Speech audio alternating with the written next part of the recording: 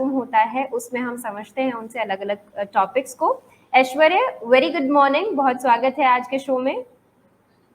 Good morning.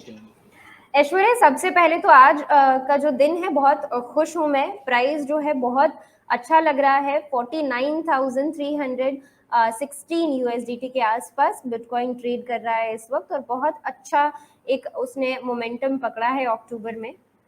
इसे आप किस तरीके से देख रहे हैं?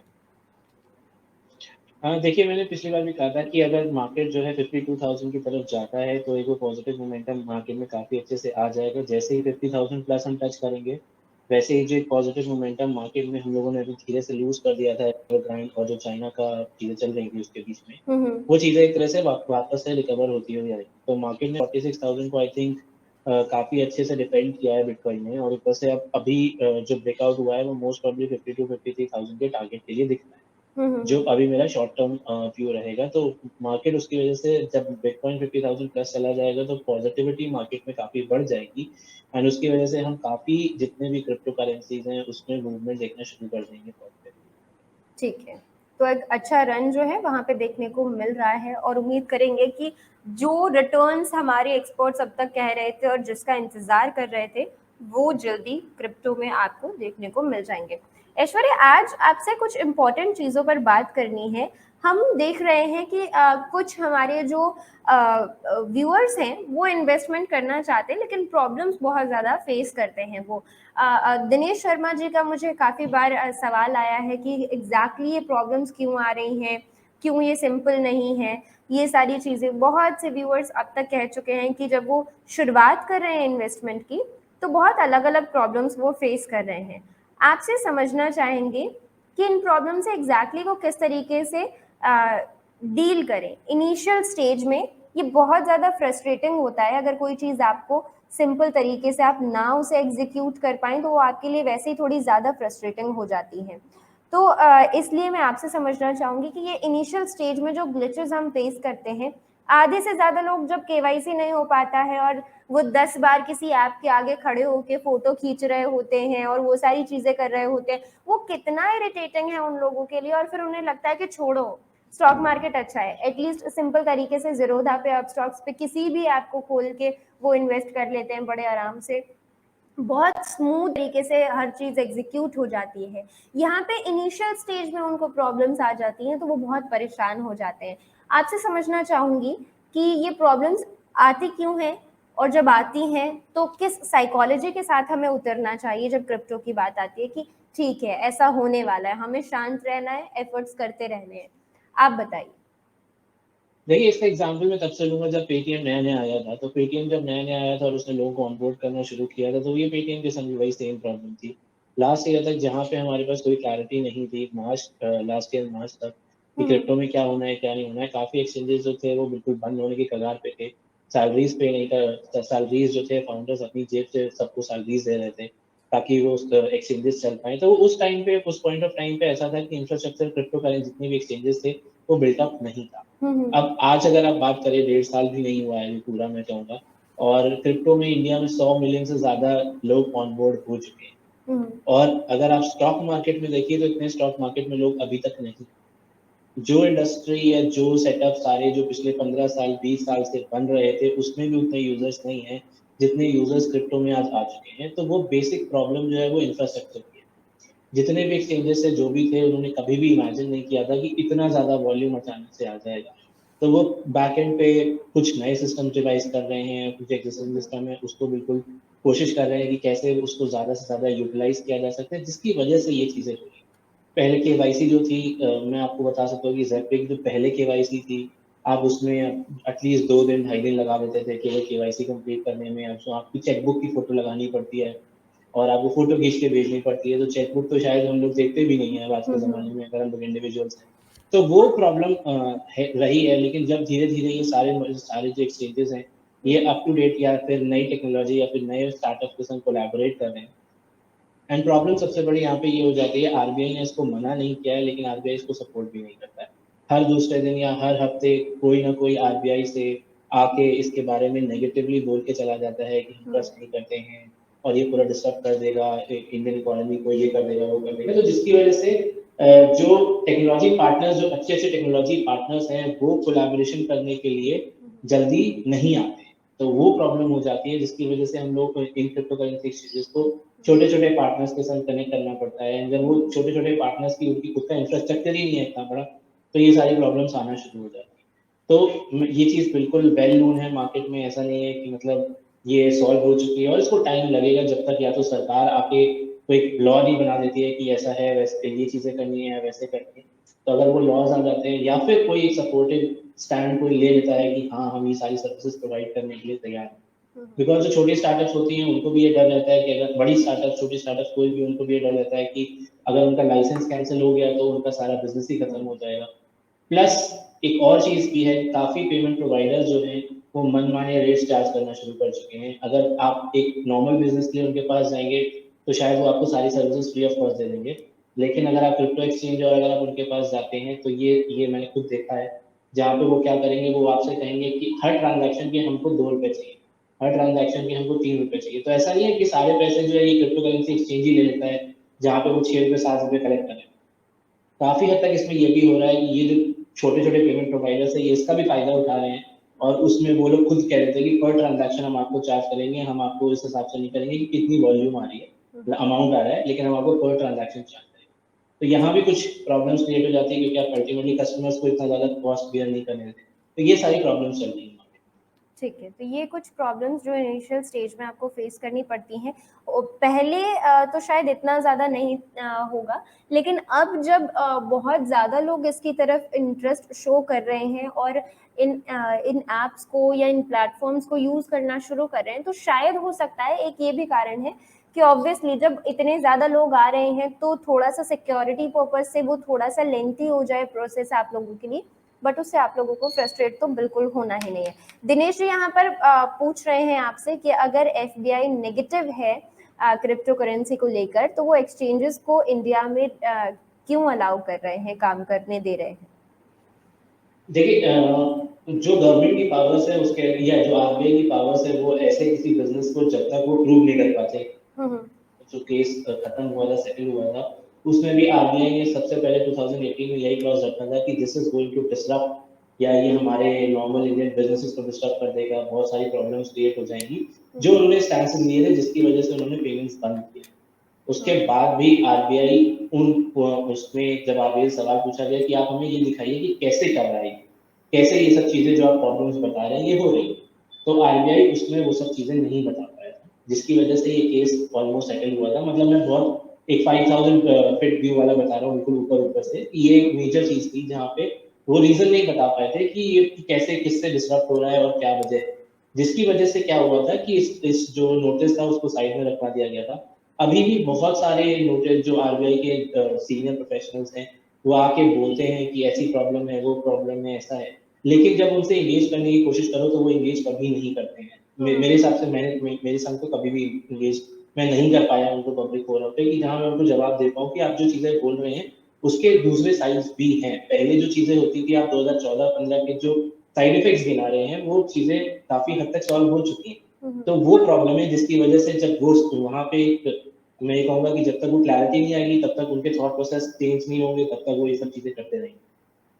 ठीक है, तो ये थॉट प्रोसेस और ये दिनेश जी यहाँ पर आपको बता दिया ऐश्वर्या ने कि ये प्रॉब्लम्स एग्जैक्टली क्यों आती हैं। ठीक है, तो ठीक है ऐश्वर्या, ये मेरा एक बहुत अहम सवाल था आपसे जो मैं पूछना चाह रही थी, समझना चाह रही थी, बिकॉज जहाँ एक तरफ इतना अच्छा अपॉर्चुनिटी जिन लोगों को समझ आने लगा है क्रिप्टो, उन लोगों को तो दिखाई दे रहा है कि कितनी बढ़िया अपॉर्चुनिटी है। अभी 43,000 चल रहा है बिटकॉइन, अभी डालेंगे तो अब जिन्होंने डाला उस वक्त, जितने जब से हम बात कर रहे थे, अगर आप देखेंगे तो अभी उन्हें कितना अच्छा रिटर्न मिल जाएगा।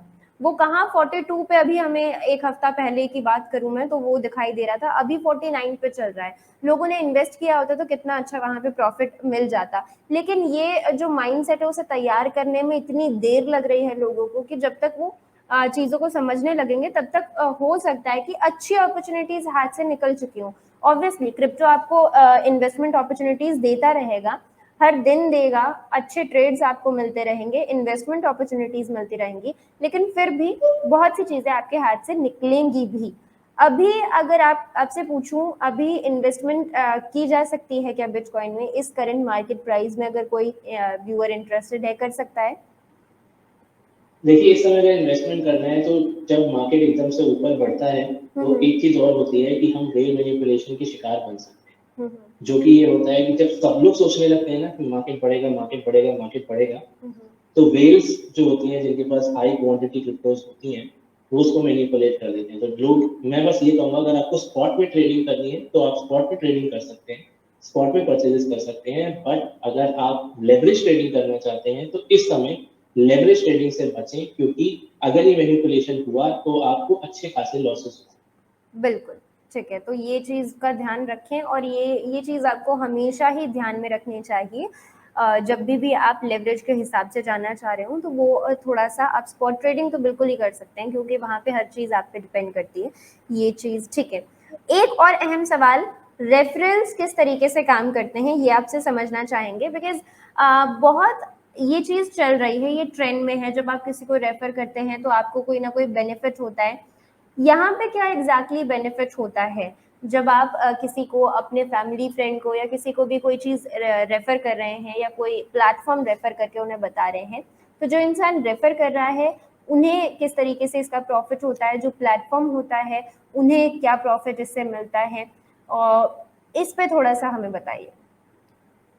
देखिए, सबसे ज़्यादा जो इसमें रेफरल वाली स्कीम चल रही थी, सबसे पहले आई थिंक ज़ेपे लेके आया था। ज़ेपे ने कहा था कि आप जितने लोगों को ऑनबोर्ड करेंगे हमारे पास, हम उसकी आपको रेफरल इनकम हर महीने देंगे। जो कि रेफरल इनकम क्या होगी, जो हमने आपसे ट्रेडिंग फीस रिकवर करी है, मतलब अगर मैंने, शिवानी जी, आपको रेफर किया और आपने कोई ट्रेड किया वहाँ पे, तो आपसे लेट्स से पूरे पूरे महीने में 500 रुपए की ट्रेडिंग चार्जेस लगे, तो उसका 50% जो है वो मुझे मिलेगा, क्योंकि मैंने आपको रेफर किया। तो 250 रुपए मुझे मिल जाएंगे और 250 रुपए जो है वो प्लेटफॉर्म के पास चले जाएंगे। तो इसमें दोनों लोगों का फायदा हो गया। प्लेटफॉर्म को ज्यादा वॉल्यूम मिल गई, जिसकी वजह से उसने 250 रुपए उसने एक्स्ट्रा कमा लिए, मैंने क्योंकि आपको रेफर किया था, और क्योंकि मैंने आपको रेफर किया था इसलिए मुझे भी 250 रुपए मिल गए। जेपे ने स्टार्ट किया था, लेकिन जेपे इसको खत्म कर चुका है। अब ये जो पर्टिकुलरली अवेलेबल है इस समय केवल वजीर एक्स पे अवेलेबल है, जहाँ पे वो अभी भी आपको 50% of the trading fees share कर रहे हैं अगर आप किसी को ऑनबोर्ड करते हैं। ठीक है, तो यहाँ पे ट्रेडिंग फीस जो है उसमें आपको यहाँ से प्रॉफिट मिल जाता है, एक इंटरेस्टिंग चीज। ठीक है, दीपक Malhotra ji, light coin, chain link पर आपकी राय जानना चाह रहे हैं, ये कैसे दिख रहे हैं आपको? और एच बार, इन्हें क्या आप फॉलो करते हैं? तो इन पे आपकी कोई राय मिल सकती है इन्हें? देखिए, लाइट कॉइन जो है, लाइट कॉइन एक तरह से कहते हैं गोल्ड, अगर बिटकॉइन गोल्ड है तो लाइट कॉइन को हम लोग सिल्वर कहते हैं एक तरह से। तो लाइट कॉइन जो है वो एक फोक है, बिटकॉइन की हार्ड फोक है, जो कि एक तरह से आपकी स्पीड थोड़ी सी इसमें ज्यादा है, थोड़ा ब्लॉक साइज उसका ज्यादा है, प्रोसेसिंग पावर, तो एक तरह से वो टोकन है। तो मतलब आप ये समझ लीजिए पूरा का पूरा बिटकॉइन को कॉपी पेस्ट कर दिया गया है, बस उसके थोड़े से पैरामीटर चेंज कर, तो वो लाइट कॉइन जो है, अगर मतलब बिटकॉइन से एक तरह से डायरेक्टली प्रोपोर्शनल रहता है। तो अगर आपका बिटकॉइन बढ़ रहा है तो लाइट कॉइन में हम पॉजिटिव मोमेंटम देखते हैं। चेनलिंक जो है आपका, चेनलिंक जो एक प्रोजेक्ट है, चेनलिंक बेसिकली एक ऐसा प्रोजेक्ट है, जब हम बात करते हैं ऑटोमेशन की, हम बात करते हैं कि अगर हम ब्लॉकचेन के ऊपर जाके, इथेरियम के ऊपर जाके स्मार्ट कॉन्ट्रैक्ट डिप्लॉय कर रहे हैं, तो वो जो स्मार्ट कॉन्ट्रैक्ट जो डिप्लॉय करे जाते हैं उसमें अगर डेटा जो आता है, जो स्मार्ट कॉन्ट्रैक्ट को डेटा लेके आता है, रियल वर्ल्ड का डेटा लेके आता है, कहीं से भी कोई भी चीजें लेके, जो स्मार्ट कॉन्ट्रैक्ट को चाहिए उसको एग्जीक्यूट करने के लिए, उसको डेटा को लेके आने की जिम्मेदारी होती है ऑरेकल की। उसको वर्ल्ड को हम बोलते हैं ऑरेकल। ऑरेकल तो चेनलिंक एक ऑरेकल है, और इस समय सबसे ज्यादा बड़ा ऑरेकल है। इसकी मार्केट कैप अगर आप कंपेयर करेंगे जो सेकंड नंबर के ऑरेकल पे आता है, तो ऑलमोस्ट 10 टाइम्स अभी ऑलरेडी। तो और इसमें काफी हद तक इनोवेशन, काफी हद तक, और ये केवल एक ब्लॉकचेन पे डिपेंडेंट नहीं है, ये सारे ब्लॉकचेन से कनेक्टेड है। अगर आप एवलांच, इथेरियम, सोलाना, एवरीवेयर, कहीं भी आप जाएंगे तो ऐसा नहीं है कि ये एक ही पर्टिकुलर जगह रहेगा, ये हर जगह से डेटा कलेक्ट करके आपको लाके देता है, जिसकी वजह से एक बहुत बड़ा मेजर प्लेयर है मार्केट में। एंड इसके लिए अगर आपको एक्यूमुलेशन में जाना है तो मैं इसको हमेशा लॉन्ग टर्म एक्यूमुलेशन के लिए दे सकता हूँ कि आप इसको हमेशा लॉन्ग टर्म एक्यूमुलेशन के लिए रखते रहिए, क्योंकि ये एक ऐसा प्रोजेक्ट है जो अपनी सुप्रीमेसी मार्केट में ऑलरेडी बना चुका है, इसके अगल बगल कोई दिखता नहीं है अभी, और काफी हर ब्लॉकचेन से कनेक्टेड है, तो रिस्क काफी कम हो जाता है कि अगर एक कोई ब्लॉकचेन नीचे चली गई तो इसका बिजनेस खत्म हो इसने सारी ब्लॉकचेन्स के साथ कनेक्शन बना के रखा है। तो इस वजह से ये भी एक लॉन्ग टर्म बाय है, आप आराम से इसको छोटे-छोटे चंक्स में एक्यूमुलेट करते रहिए, और अगर जिस हिसाब से अभी मार्केट चल रहा है दिसंबर तक हो सकता है ये आपको आराम से $45 तक का एक टारगेट टच करके दे सकता है। ठीक है। और एक और इन्होंने पूछा है एच बार, इसे फॉलो कर रहे हैं क्या? नहीं, इसको मैं फॉलो नहीं कर रहा। ठीक है। दिनेश जी आपसे फंडामेंटल्स पूछ रहे हैं हाइव के, HIVE के कोई फंडामेंटल्स अगर आप फॉलो कर रहे हैं तो उस पर ही आपकी राय जानना चाह रहे हैं। नहीं, मुझे देखना पड़ेगा ये। ठीक है, कोई बात नहीं। ये कॉइन्स हम कोशिश करेंगे कि हमारे नेक्स्ट एक्सपर्ट जब भी हमसे जुड़ें कल तो उनसे समझ लें। ठीक है, काफ़ी इंटरेस्टिंग चीज़ें आज आपसे समझी हैं, और ये चीज़ें मैं कोशिश कर रही हूँ क्रिप्टो लाइव के ज़रिए। फाउंडर इंडिया पूरी कोशिश कर रहा है कि हम वो टॉपिक्स पर अब बात करना शुरू कर दें जो एक्चुअली प्रॉब्लम आ रही है। ये तो हम कब से ही कह रहे हैं कि आपको यहाँ से प्रॉफिट मिल जाएगा, वहाँ से प्रॉफिट मिल जाएगा। मिलेगा किस तरीके से? जब आप इनिशियल स्टेज में ये प्रॉब्लम्स फेस कर लेते हैं, रुक जाते हैं उसके बाद, और उसको आपको लगता है कि अब छोड़ देते हैं, अब कहीं और इन्वेस्ट कर लेंगे, स्टॉक मार्केट में इन्वेस्ट कर लेंगे। ये सारी चीज़ें बहुत ज़्यादा फेस करने पड़ रही हैं लोगों को। इन पर एग्जैक्टली इन मुद्दों पर बात करते हैं, बिकॉज बेसिक चीज़ों पर तो हर कोई ही बात करना शुरू कर चुका है। ब्लॉकचेन क्या है, ये वो, दूसरे जो मेन स्ट्रीम मीडिया है वो भी इन चीज़ों पर बात कर रहे हैं। हमें उतना बेसिक नहीं बनाना है अपने व्यूअर्स को, एडवांस चीज़ों पर बात करनी है। उसके लिए ज़रूरी है कि सब लोग पहले तो उस चीज़ को समझें और उसमें इन्वेस्ट करना शुरू करें। ठीक है, आपकी राय ले ली है। अभी हाल फिलहाल आप कोई नया वेबिनार वगैरह करने वाले हैं जहाँ से हमारे व्यूअर्स को कुछ सीखने को मिलेगा? बिल्कुल। मैंने इस समय ग्राफी के साथ कोलैबोरेशन किया है। ग्राफी एक अनअकैडमी का प्लेटफॉर्म है, ठीक है। जहाँ से आप क्या कहते हैं जाके मतलब ब्लॉकचेन के लिए स्टार्ट कर रहा हूँ मैं, जहाँ पे आप स्टार्ट से आप पहले समझिए कि टेक्नोलॉजी क्या होती है, और केवल ट्रेडिंग नहीं, काफ़ी लोग इसमें करियर भी बनाना चाहते हैं, तो इसमें कैसे करियर बना सकते हैं, कैसे क्या कर सकते हैं, आगे क्या पढ़ना है। हम लोगों ने ब्लॉकचेन के लिए हमेशा ये सोच के रखा हुआ है कि केवल ब्लॉकचेन एक ऐसी चीज़ है जिसमें केवल टेक्नोलॉजी वाले लोगों को ही काम पड़ता है। मैं इस चीज़ को खत्म करना चाहता हूँ लोगों के दिमाग से कि ऐसा कुछ भी नहीं है, मैं टेक्नोलॉजी से कहीं भी दूर-दूर तक रिलेटेड नहीं हूँ। तो वही मेरी कोशिश है कि लोगों को ये समझ में आए कि हाँ, हम बहुत अच्छे करियर्स बना सकते हैं इस इंडस्ट्री में, इन सब चीज़ों को समझ सकते हैं। तो अगर किसी को भी रजिस्टर करना हो, तो 2 घंटे का एक सेशन मैं ले रहा हूँ वहाँ पे। लिंक मैंने अपने नाम के साथ भी लगा के रखा हुआ है aishwarya.graphy.com, बिल्कुल, तो आप वहाँ जाके विज़िट करके रजिस्टर कर सकते हैं। यहाँ पर आप विजिट कर सकते हैं। डेट एक बार वापस से मेंशन कर दीजिए, कब से स्टार्ट हो रहा है? हाँ, ये 24 अक्टूबर को है, 2 घंटे का सेशन। 2 घंटे का सेशन है 24 अक्टूबर को। रजिस्ट्रेशन कॉस्ट काफ़ी मिनिमम है।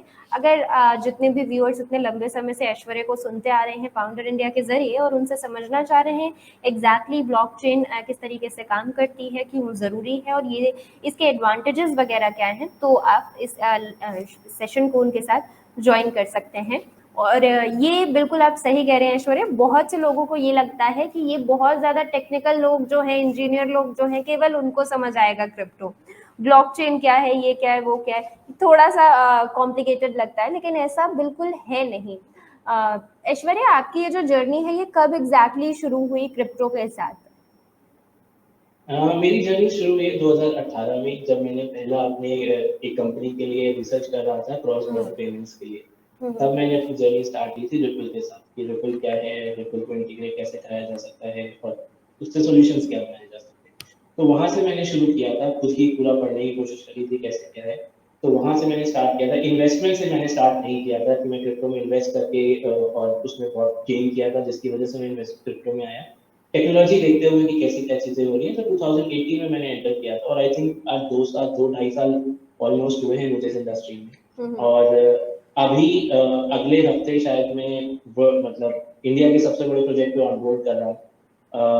तो वो भी एक हो चुका है। तो मैं उस हिसाब से बता रहा हूँ कि ये जर्नी एक ऐसी चीज़ है जहाँ पे अगर आपको गाइडेड मिल जाए तो शायद जो मैंने 2.5 साल 3 साल में किया वो और छोटे समय में हो सकता है, और लोग इसमें अपना करियर बहुत अच्छे से बना सकते हैं। बिल्कुल, क्योंकि अपॉर्चुनिटीज़ यहाँ पर बहुत ज़्यादा दिखाई देती हैं, और यही चीज़ समझना चाह रहे हैं कि किस तरीके से आप रिसर्च वर्क करते हैं और किस तरीके से बाकी लोग कर सकते हैं।